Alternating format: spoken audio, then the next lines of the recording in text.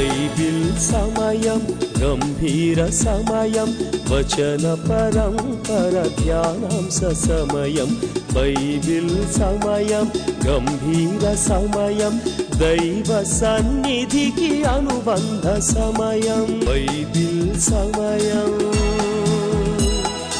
Bible సమయం Bible సమయం Bible సమయం.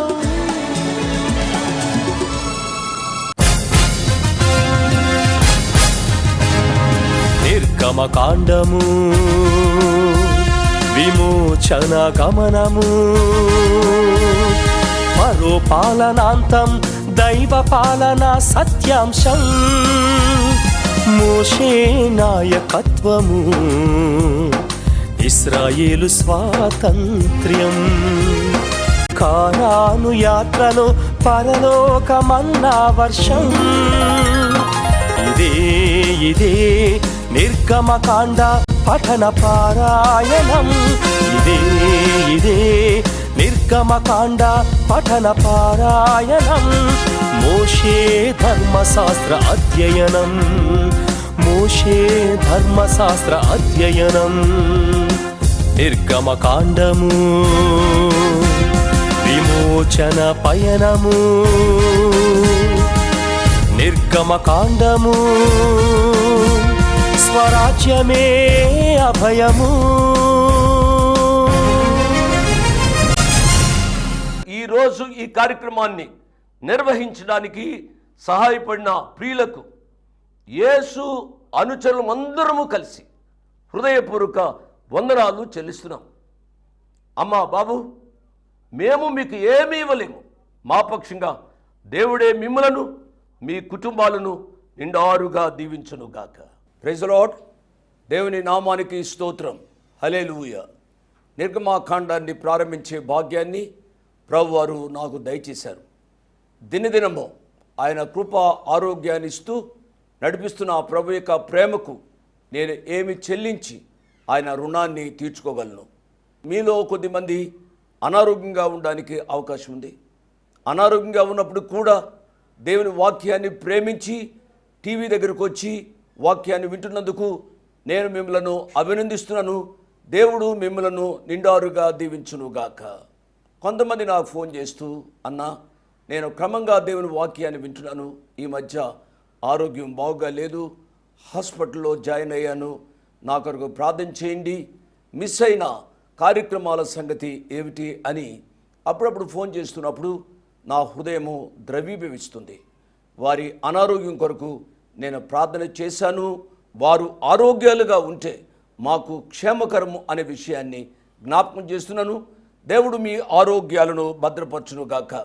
యవన బిడ్డలారా, దేవుని వాక్యాన్ని క్రమంగా వింటున్నందుకు నేను మిమ్మలను దీవిస్తున్నాను. దేవుడు మిమ్మలను దీవించునుగాక. మీ యవన జీవితము అనేకులకు ఆశీర్వాదకరంగా ఉండునుగాక. కొంతమంది యవన బిడ్డలు ఇష్టానుసారంగా తిరుగుతున్నారు. తల్లిదండ్రుల మాట వినకుండా జీవితంలో ఒక లక్ష్యం అనేది, గురి అనేది లేకుండా జీవిస్తున్నారు. చాలా విచారకరమైన సంగతి. వారు తమ జీవితాలను ఈ రీతిగా కొనసాగించినప్పుడు వారికి ఏమీ బాధ ఉండదు. ఎందుకంటే తినడానికి తిండి తల్లిదండ్రులు పెడతారు, కట్టుకోవడానికి బట్టలు ఇస్తారు, కన్నారు కాబట్టి తప్పనిసరిగా బిడ్డలను పెంచాలి. ప్రియ బిడ్డలారా, కన్న మీ తల్లిదండ్రులకు మీరు భారం కాకూడదు అనే విషయాన్ని జ్ఞాపకం చేస్తున్నాను. ఈ పరిచర్య ద్వారా చాలామంది యవనస్తులు ప్రభువును గుర్తెరగాలి. తద్వారా వారి జీవిత విలువలను వారు గుర్తెరిగి మీ తల్లిదండ్రులకు అందుకంటే ఎక్కువగా దేవునికి ప్రయోజనకరంగా జీవించాలి అని ప్రభు పక్షంగా నేను మనవి చేస్తూ ఉన్నాను. దేవుని యొక్క వాక్యాన్ని ధ్యానం చేసుకుందాం. దానికి ముందుగా ఒక పాటను విందాం.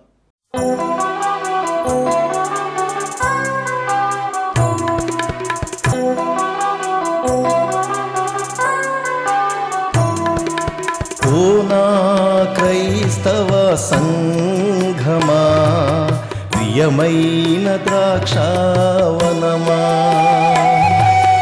ఓ నా క్రైస్తవ సంఘమా, ప్రియమైన ద్రాక్షావనమా. నేల దున్నాను, రాళ్ళు ఏరాను, పాదు త్రవ్యాను, ఎరువు వేశాను, నిన్ను మొక్కలుగా నాటాను, నీరు పోసా, చుట్టూ కంచె వేశాను.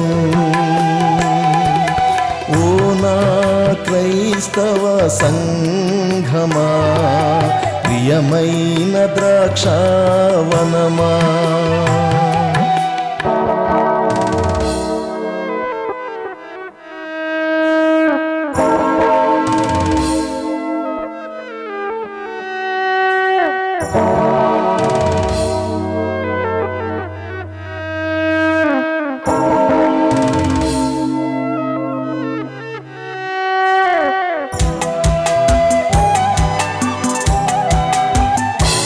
మొక్కగా ఉన్న మీరు చెట్టయ్యారు, తీగెలు వేసి బహుగాను వ్యాపించారు.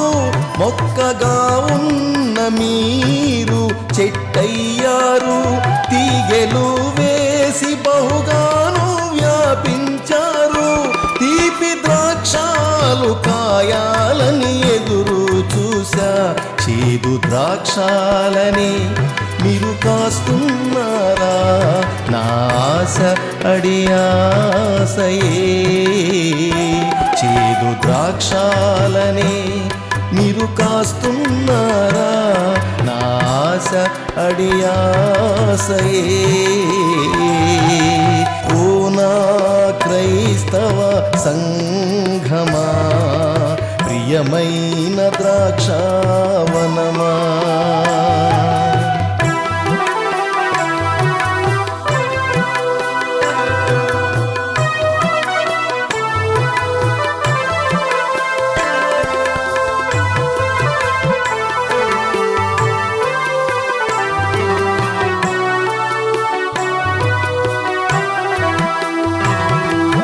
సృష్టికర్తనైనా నన్ను మీరు ఏనాడో మరచిపోయారు.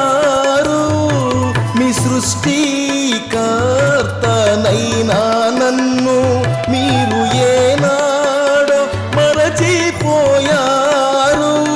మిమ్ము నాటి పెంచిన వానిని మరిచారు. నీ కడుపే నీకు దేవుడాయనా, నీ డబ్బే దేవతాయనా. ఓ నా క్రైస్తవ సంఘమా, ప్రియమైన ద్రాక్షావనమా.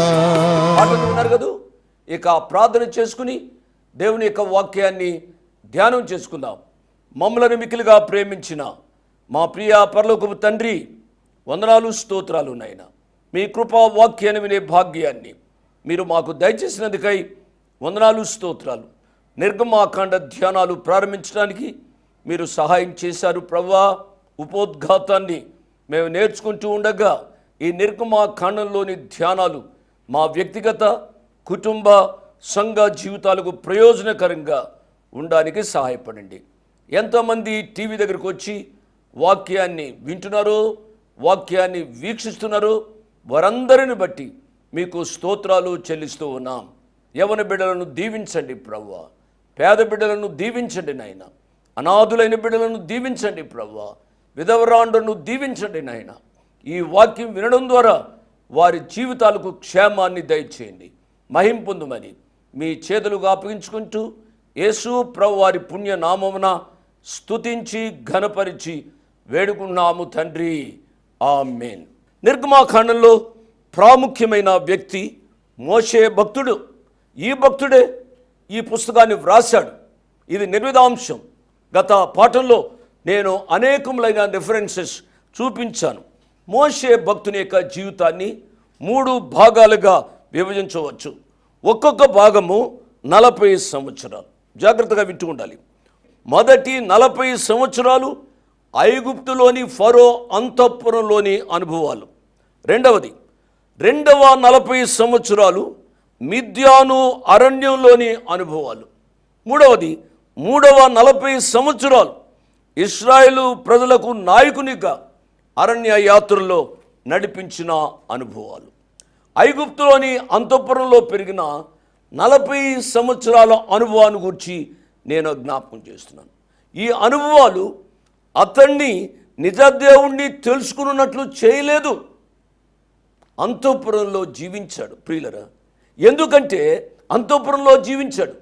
ఐగుప్తీయులు విగ్రహారాధకులు, సూర్యుని దేవునిగా ఆరాధించేవారు. నేను ఐగుప్తు దేశానికి వెళ్ళాను. ఎక్కడ చూసినా ఇటువంటి విగ్రహారాధనే కనబడుతుంది అనే విషయాన్ని నేను జ్ఞాపకం చేస్తున్నాను. రెండవ భాగము మిద్యాను అరణ్యంలో పెరిగిన 40 సంవత్సరాల అనుభవాలు. అతనికి నేర్పింది ఏమిటి అనగా, తనకు తానుగా ఇశ్రాయేలు ప్రజలను విడిపించలేను అనే సత్యాన్ని ఈ 40 సంవత్సరాల అనుభవం నేర్పింది అనే విషయాన్ని నేను జ్ఞాపకం చేస్తున్నాను. దేవుడు ఈ రీతిగా మోషేను తర్ఫీదు చేసి మరలా ఐగుప్తునకు తీసుకుని వచ్చాడు. మిగిలిన 40 సంవత్సరాల అనుభవాన్ని చెబుతున్నాను. మోషేను తర్ఫీదు చేసి ఐగుప్తునకు తీసుకుని వచ్చి ఫరో ఎదుట నిలిపి ఇశ్రాయేలు ప్రజలను ఫరో దాసత్వం నుండి విడిపించాడు అనే విషయాన్ని నేను జ్ఞాపకం చేస్తున్నాను. ఈ విషయాలు వచనం వెంబడి వచనాన్ని ధ్యానిస్తున్నప్పుడు మనకి ఇంకా అర్థమవుతుంది. ఇశ్రాయేలు ప్రజలను మోషే భక్తుడు దాస్యము నుంచి విడిపించే అంత నాయకుడైన నా ప్రియులరా ఎన్నడూ గర్వించలేదు. కొంతమంది ఎంత గర్వపడుతూ ఉంటారండి. మధ్యలో వచ్చిన ఆస్తిని బట్టి, మధ్యలో వచ్చిన ఒక స్థాయిని బట్టి గర్విస్తూ ఉంటారు. ఆస్తిని బట్టి ప్రభువారిని స్తుతించాలి, హోదాను బట్టి ప్రభువారిని స్తుతించాలి. వీటి విషయాలను బట్టి ప్రభువును స్తుతిస్తూ కన్నా తల్లిదండ్రులకు అంతకంటే దేవునికి ఎక్కువగా రుణపడి జీవించాలి. కానీ ఎన్నడూ గర్వపడవద్దని ప్రభు పేరిట నేను సలహా ఇస్తున్నాను. కొంతమంది మంచి స్థాయిలోనికి వస్తారండి, తల్లిదండ్రులనే తృణీకరిస్తారు. ఎవరు ఈమె ఎలా వెళ్తుంది అని అంటే మా ఇంటిలో పని మనిషి అంటారండి. ఎంత విచారకరమైన సంగతి! మోషే తన జీవితంలో సమయం వచ్చినప్పుడల్లా దేవుణ్ణి గణపరచాడు అనే విషయాన్ని నేను జ్ఞాపకం చేస్తూ ఉన్నాను. నిర్గమాకాండంలోని ముఖ్యాంశమును గూర్చి హెబ్రీలకు రాసిన పత్రికలో మనం చూస్తాము. హెబ్రీలకు రాసిన పత్రిక 11వ అధ్యాయంలో మనం చూసినట్లయితే ఈ రీతిగా వ్రాయబడి ఉంది. మోషే పుట్టినప్పుడు అతని తల్లిదండ్రులు ఆ శిశువు సుందరుడైండుట చూచి విశ్వాసమును బట్టి రాజు ఆజ్ఞకు భయపడక 3 మాసములు అతని దాచిపెట్టిరి. మోషే పెద్దవాడైనప్పుడు విశ్వాసమును బట్టి ఐగుప్తు ధనం కంటే క్రీస్తు విషయమైన నింద గొప్ప భాగ్యమని ఎంచుకొని అల్పకాలము పాప భోగము అనుభవించుట కంటే దేవుని ప్రజలతో శ్రమ అనుభవించుట మేలని యోచించి ఫరో కుమార్తె యొక్క కుమారుడును అనిపించుకున్నట్టుకు ఒప్పుకొనలేదు. దేవుని నామానికి స్తోత్రమండి. ఎందుచేతననగా అతడు ప్రతిఫలముగా కలుగు బహుమానమందు దృష్టించెను. విశ్వాసమును బట్టి అతడు అనగా మోషే అదృశ్యన వారిని చూచుచున్నట్టు స్థిరబుద్ధి గలవాడై రాజాగ్రహమునకు భయపడక ఐగుప్తును విడిచిపోయిను. తొలుచూలు పిల్లలను నాశనము చేయువాడు ఇశ్రాయేలును ముట్టకుండు నిమిత్తము అతడు విశ్వాసమును బట్టి పస్కాను రక్త ప్రోక్షణ ఆచారమును ఆచరించను. విశ్వాసమును బట్టి వారు పొడి నేల మీద నడిచినట్లు ఎర్ర సముద్రములో పడి నడిచిపోయిరి. ఐగుప్తీయులు అలాగూ చేజూచి మునిగిపోయిరి. దేవుని నామానికి స్తోత్రమండి. ఎంత స్పష్టమైన రీతిగా ఈ గ్రంథకర్త రాశాడో మనము అర్థం చేసుకోవాలి. నిర్గమాకాండంలో ఉన్న సత్యమంతా నేను చదివిన ఈ వచనాల్లో ఇమిడి ఉంది అనే సత్యాన్ని మీరు అర్థం చేసుకున్న వాళ్ళని ప్రభు పక్షంగా నేను మనవి చేస్తూ ఉన్నాను. పిల్లరా జాగ్రత్తగా వింటూ ఉన్నారు కదూ. ఈ నిర్గమాకాండంలో గుర్తుంచుకోవాల్సిన ముఖ్యమైన విషయాలు నేను జ్ఞాపకం చేస్తున్నాను. ఐగుప్తు దేశంలో ఇశ్రాయేలు ప్రజలు బాధించబడటం, మోషే యొక్క బాల్యదశ, అతడు మిద్యానుకు పారిపోవడం, నేను విషయాలు చెబుతాను. మండుచున్న పొద, ఇశ్రాయేలు ప్రజలను విడిపించడానికి అతడు ఆజ్ఞాపించబడటం, తద్వారా తిరిగి ఐగుప్తుకు రావడం, మోషే కర్ర సర్పముగా మార్చబడటం, మోషే అద్భుతాలు చేయడం, 10 అద్భుతాలు. గత పాఠంలో నేను చెప్పాను. పస్క, అగ్నిస్తంభం, మేఘస్తంభం, ఎర్ర సముద్రం దాటటం, మోషే కీర్తన, మారా జలాన్ని తీపి జలముగా మార్చడం, మన్నా మరియు పూరేళ్ల అనుభవం, బండలోంచి నీరు రప్పించడం, అమాలేకీల ఓటమి, సీనాయి పర్వతం మీద దేవుడు మోషేతో మాట్లాడటం, 10 ఆజ్ఞలు ఇవ్వడం, ప్రత్యక్షపు గుడారము దాని యొక్క నిర్మాణము, అహరోను యాజక వస్త్రాలు. ఎంత క్లియర్గా ఈ భక్తుడు నిర్గమాకాండంలో రాశాడు అండి. ఈ విషయాలు చదువుతున్నప్పుడు ఒళ్ళు గగురు పడుస్తుంది. దేవా నీకు స్తోత్రాలు నైనా. ప్రతి చిన్న విషయాన్ని కూడా ఎంత విపులమైన రీతిగా నీవు రాసినందుకై మీకు స్తోత్రాలు అని ఆ ప్రభువును స్తుతించకుండా ఉండలేము అనే విషయాన్ని నేను జ్ఞాపకం చేస్తున్నాను. ఈ వచనం వెంబడి వచనాన్ని మనం ధ్యానం చేస్తున్నప్పుడు ఈ విషయాలన్నీ మనము అర్థం చేసుకోవచ్చు. ప్రియులరా, నేను ముగిస్తున్నాను. ఐగుప్తుకు ఇశ్రాయేలు ప్రజలు 70 మంది వెళ్ళారు. కానీ 400 సంవత్సరాల్లో స్త్రీలు 20 సంవత్సరాల వయసు కన్నా తక్కువ గలవారు మినహాయించి కాల్బలము 6,03,550 మంది అని సంఖ్యాకాండము 1వ అధ్యాయము 46వ వచనంలో చూస్తాం. ఇశ్రాయేలు ప్రజలను బహుగా శ్రమ పెట్టిన రాజు పేరు 2వ సామ్సేస్. ఇతడు దరిదాపు 70 సంవత్సరాలు పరిపాలించి ఐగుప్తు దేశాన్ని బలమైన రాజ్యముగా స్థిరపరిచాడు. మీరు వెళ్ళి చూస్తే తెలుస్తుందండి. పెద్ద పెద్ద కట్టడాలు కట్టించాడు, పట్టణాలు నిర్మించాడు. ఈ కట్టడాలు కట్టింది, ఈ పట్టణాలు నిర్మించింది ఇశ్రాయేలు ప్రజలే. ఇశ్రాయేలు యొక్క చెమట అక్కడ ఉంది అనే విషయాన్ని నేను జ్ఞాపకం చేస్తున్నాను. ఇతని కుమారుని పేరు మెనఫ్తా. ఇంగ్లీష్లో స్పెల్లింగ్ ఇంకొక రీతిగా ఉంటుంది. ఇతని కాలంలోనే ఇశ్రాయేలు ప్రజలు ఐగుప్తు దేశం నుంచి బయటకు వచ్చినట్లుగా మనం చూస్తాం. ఈ విషయాలన్నీ వచనం వెంబడి వచనాన్ని నేను ధ్యానం చేస్తున్నప్పుడు మీరు అర్థం చేసుకుంటారు.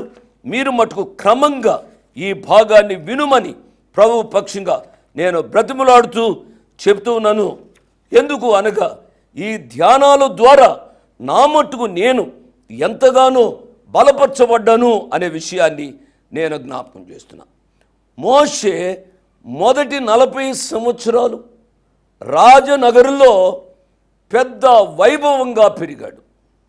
పిమ్మట 40 సంవత్సరాలు ఒక్కచోట నిలవకుండా ఒంటరిగా అరణ్యంలో తిరుగుతూ వచ్చాడు.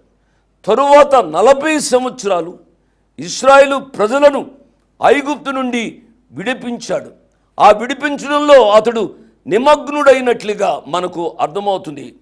మొదటి 40 సంవత్సరాల్లో అంతఃపురంలో విద్యార్థిగా, రెండవ 40 సంవత్సరాలు అరణ్యంలో కాపరిగా, మూడవ 40 సంవత్సరాలు ఆధ్యాత్మిక యాత్రల్లో సేవకునిగా అతడు పెరిగినట్లుగా మనం చూస్తూ ఉన్నాం.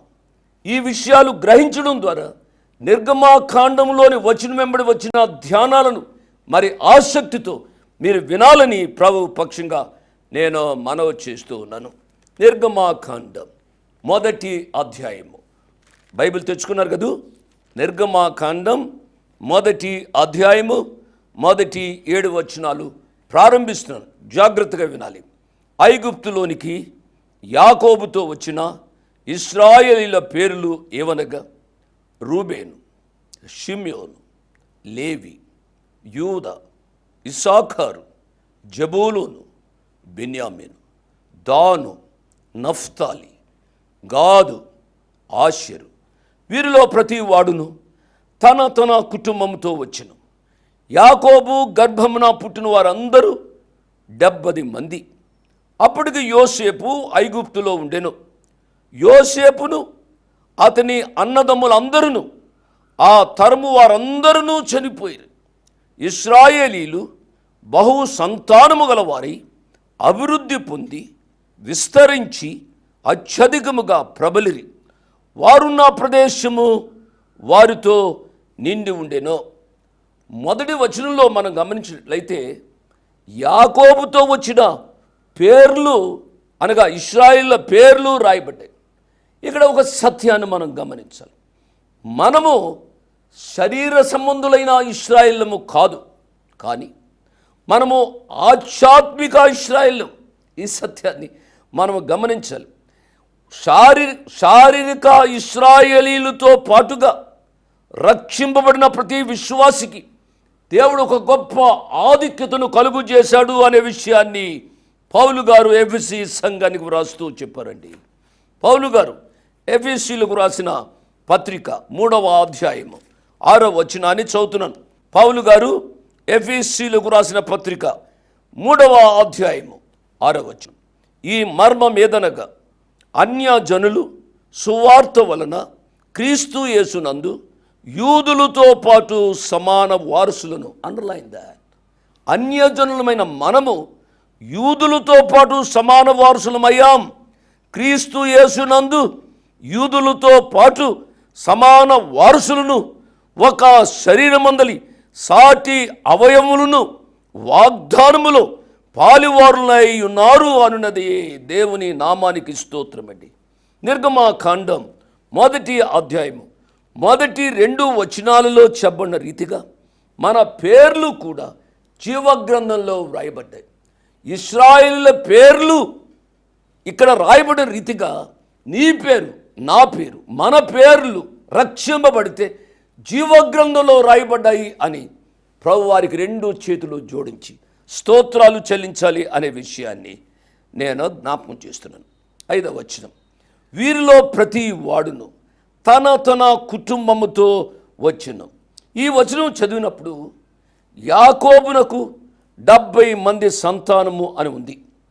మీలో కొంతమంది నన్ను అడగవచ్చు, ఉపోద్ఘాతంలో నేను చెప్పాను, అంకుల్ అపోస్తుల కార్యముల గ్రంథం 7వ అధ్యాయంలో 14వ వచనంలో 75 మంది అని రాయబడింది కదా, ఈ తేడా గూర్చి మీ ఉద్దేశం ఏమిటి అని అడగవచ్చు.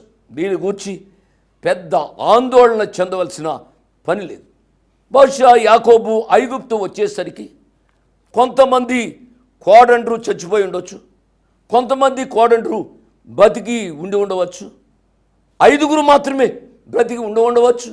70 + 5 70 మంది అని రాసి ఉండవచ్చు. దీని గూర్చి మనమేదో కలత చెందవలసిన పని లేదు అనే విషయాన్ని నేను జ్ఞాపకం చేస్తున్నా. ఏది ఏమైనా దేవుడు యాకోబు సంతానాన్ని దీవించాడు. ద్వితీయోపదేశకాండం 32వ అధ్యాయంలో ఈ రీతిగా వ్రాయబడి ఉంది. ద్వితీయోపదేశకాండం 32వ అధ్యాయము 8వ వచనాన్ని చదువుకుందాం. తెరిచారు కదూ? ద్వితీయోపదేశకాండం 32వ అధ్యాయము 8వ వచనాన్ని చదువుతున్నాం. మహోన్నతుడు జనములకు వారి స్వాస్యములను విభాగించినప్పుడు, నరజాతులను ప్రత్యేకించినప్పుడు, ఇశ్రాయేలుల లెక్కను బట్టి ప్రజలకు సరిహద్దులను నియమించను. దేవుని నామానికి స్తోత్రం. వారు శరీర సంబంధమైన ఇశ్రాయేలీలు. రక్షింపడితే నీవు నేను ఆధ్యాత్మిక ఇశ్రాయేలీలం. ఇశ్రాయేలీల లెక్కను బట్టి ప్రజలకు సరిహద్దులను నియమించును. యెహోవా వంతు ఆయన జనమే, ఆయన స్వాస్య భాగము యాకోబే. దేవుని నామానికి స్తోత్రం అండి. ఇటువంటి గొప్ప ఆధిక్యతను ప్రభువారు మనకిచ్చారనే సత్యాన్ని నేను జ్ఞాపకం చేస్తున్నాను. యాకోబు సంతానాన్ని దేవుడు ఎంతగానో దీవించాడు. దేవుడు దీవిస్తే అది మనకు కొంచెముగా కనబడవచ్చు. నా ప్రియులరా, ఆ దీవెన గొప్ప దీవెన అని గమనించాలి. యోబు గ్రంథంలో ఈ రీతిగా వ్రాయబడి ఉంది. యోబు గ్రంథం 8వ అధ్యాయము 7వ వచనం.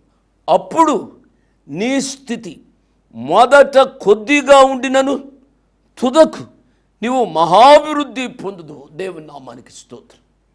వాక్యం వింటున్నా నా ప్రియులరా, ఇది నీ కొరకు, ఇది నా కొరకు, ఇది మన కొరకు వాగ్దానం చేయబడింది.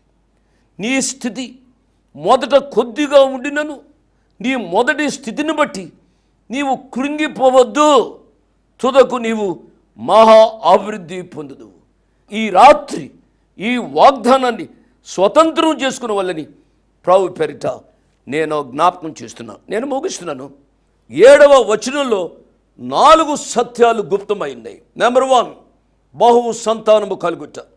నెంబర్ 2, అభివృద్ధి పొందుట. నెంబర్ 3, అత్యధికముగా విస్తరించుట. నెంబర్ 4, వారున్న ప్రదేశము వారితో నింపబడుట. ఈ ఆశీర్వాదాలు మనకు ఏర్తిగా వర్తిస్తాయో నేను రేపటి ధ్యానంలో నేను చేస్తాను. నిర్గమాకాండాన్ని చదువుకొని సకాలానికి రమ్మని ప్రభు పేరిట మనవి చేస్తూ నేను ముగిస్తున్నాను. ఈరోజు ధ్యానాల ద్వారా మన వ్యక్తిగత, మన కుటుంబ, మన సంఘ జీవితాలు దీవించబడును గాక. ఆమేన్. ఇంతవరకు వాక్యాన్ని విన్నందుకు మీకు నా హృదయపూర్వక వందనాలు. ఒక ప్రత్యేకమైన మనవి చేయడానికి మరొకసారి మీ ముందుకు వస్తున్నాను. అదేమిటనగా, ఈ కార్యక్రమాన్ని నిర్వహించడానికి నేను ఎంతో ధైర్యం చేశాను అనే విషయాన్ని జ్ఞాపకం చేస్తున్నాను. డబ్బుండి కార్యక్రమాన్ని ప్రారంభించలేదు. నన్ను రక్షించి ఇంతవరకు పిలిచిన ప్రభు ఉన్నారు అని, తదుపరి విశ్వాసులైన మీరు ఉన్నారు అనే ధైర్యంతో ఈ కార్యక్రమాన్ని కొనసాగిస్తున్నాం. కాబట్టి ఈ కార్యక్రమానికి అయ్యే ఖర్చులో కొంత భాగమైన మీరు భరించాలని మనవి చేస్తున్నాను. ఒకరోజు కార్యక్రమానికి ఎంత ఖర్చు అవుతుందో ఆ విషయాలు మీరు తెలుసుకోవాలంటే దయతో నాకు ఫోన్ చేసి కానీ, ఆఫీసుకు ఉత్తరం రాసి కానీ తెలుసుకుని సహాయపడమని ఒక తండ్రిగా, దైవదాసునిగా, అంకులుగా మీకు మనవి చేస్తున్నాను. My address 1-1-214/2, flat number 505506. 1-1-214/2, flat number 505506. Prithvi Apartments Extension, Vivek Nagar, Chikkarpalli, Hyderabad 20. దేవుడు మిమ్మల్ని నిండారుగా దీవించును గాక. ఆమేన్.